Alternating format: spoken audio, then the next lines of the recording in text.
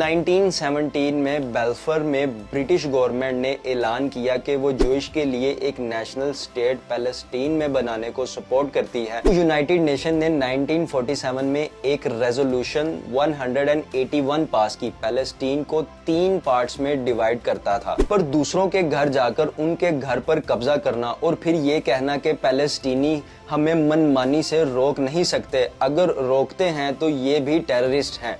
हम गजा की सिक्योरिटी की जिम्मेदारी लेने पर मजबूर हैं, वो भी लंबे अरसे के लिए। हम यहाँ से नहीं निकल सकते वरना हमास वापस से उभर आएगा और हम ये बर्दाश्त नहीं कर सकते। इस पर जो बाइडन, जो अमेरिका के हेड हैं, उन्होंने कहा है कि मैं इसराइल को गजा को ऑक्यूपाई करने पर वार्न कर चुका हूँ। The European Union's foreign policy chief says that Israel's plan to destroy Hamas is not working, reiterating that a two-state solution is the only option for long-term peace. Josep Borrell says that peace and stability cannot be built only by military means, urging Israeli leaders to come to the table and talk about resolving the war in Gaza. अस्सलाम वालेकुम दोस्तों, आज की इस video में हम बात करने वाले हैं इसराइल के लॉन्ग टर्म प्लान के बारे में। 1830 में इंडियन रिमूवल एक्ट को अमेरिका में नाफिज किया जाता है, जिसके अकॉर्डिंग अमेरिकन गवर्नमेंट ने अमेरिका के असल वारिस और मालिकान को नॉर्थ अमेरिका के इलाके छोड़ने पर मजबूर किया और मिसिसिपी और ओक्लाहोमा में जाकर रहने के लिए कहा। उनसे उनकी जमीन छीन ली गई, उनका ट्राइबल सिस्टम खत्म कर दिया गया और साथ ही उन्हें अपने घर और जायदाद अमेरिकन्स को बेचने पर मजबूर किया जाने लगा। इस दौरान कुछ 60,000 रेड इंडियंस अपने घर से बेघर हुए, जबकि 8,000 लोग मारे भी गए। एक और रिपोर्ट के मुताबिक साउथ, वेस्ट और नॉर्थ अमेरिका में टोटल 55 मिलियन ट्राइबल्स को मारा गया, जिन्होंने इस एक्ट की तरफ रेजिस्टेंस शो की थी।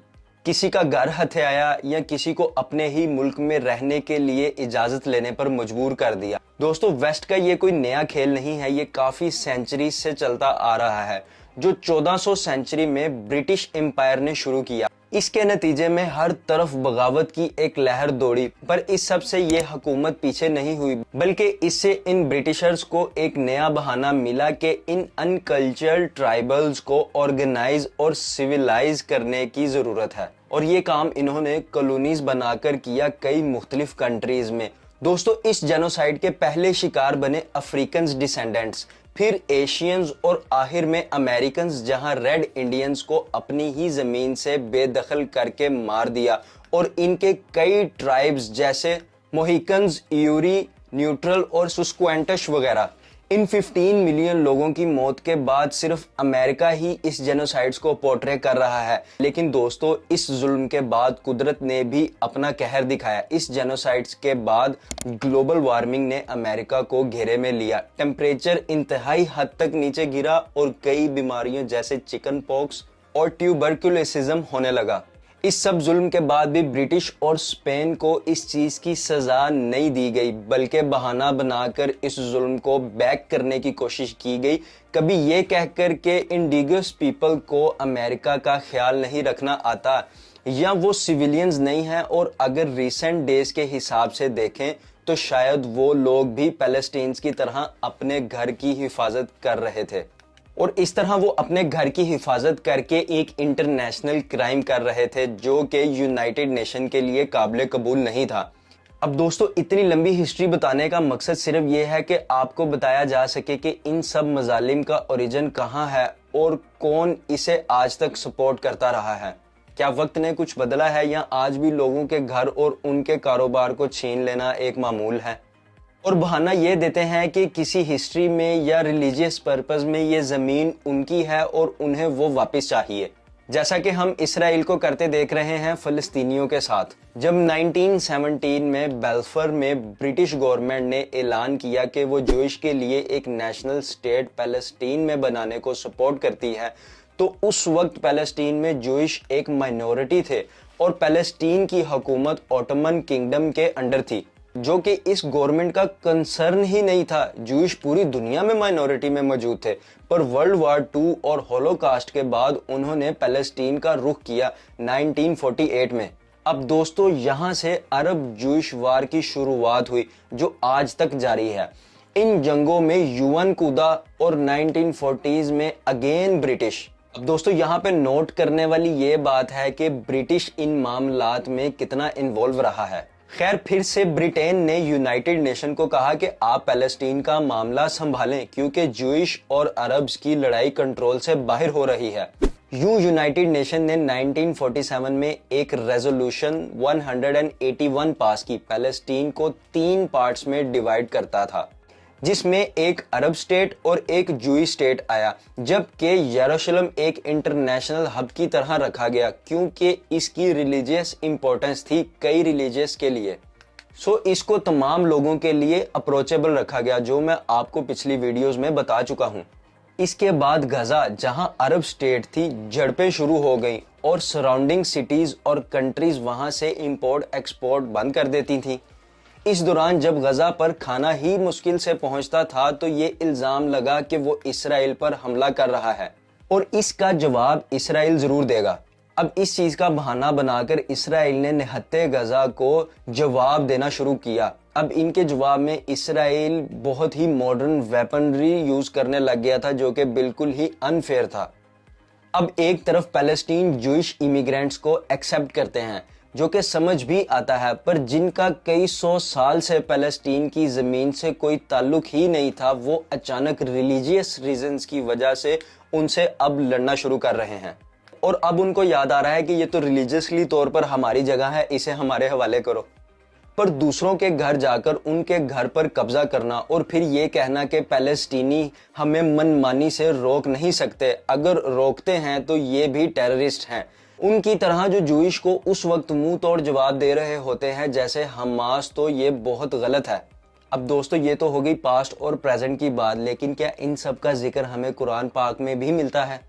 جی ہاں، اس کی نشانیاں اور زیونیوں کی دھوکے بازیوں کا ذکر قرآن میں بھی موجود ہے، اور جو اسرائیلی اس جگہ کو صرف کوئی جیو پولیٹیکل ریزن بتا کر غزہ پر چڑھائی کر رہے ہیں، وہ صرف جھوٹ بیان کر رہے ہیں، اور یہ آپ کو ثابت کر سکتا ہوں۔ جیسے کہ سورہ اسرائیل میں بیان کیا گیا، اور ہم نے کتاب میں بنی اسرائیل سے کہہ دیا تھا کہ زمین میں 2 دفعہ فساد مچاؤ گے اور بڑی سرکشی کرو گے۔ اسی صورت کی ایک اگلی آیت میں ہے، پس جب پہلے وعدے کا وقت آیا تو ہم نے سخت لڑائی لڑنے والے بندے تم پر مسلط کر دیے اور وہ شہروں کے اندر پھیل گئے اور وہ وعدہ پورا ہو کر رہا۔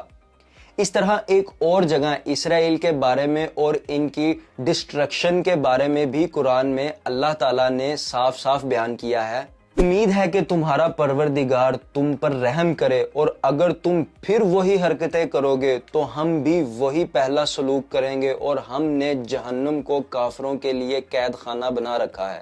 اب دوستو اسرائیل واپس سے 3rd ٹیمپل کے چکر میں برباد ہوگا، یہ ان آیات سے ثابت ہے۔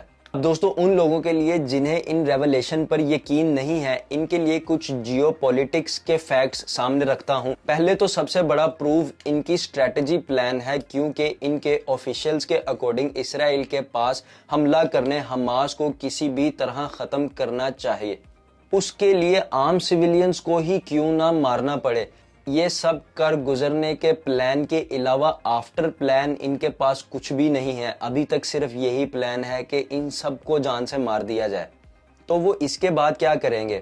غزہ سے حماس کو نکالنے کے بعد وہاں پیلسٹینی لوگوں کو رہنے پر اجازت دی جائے گی؟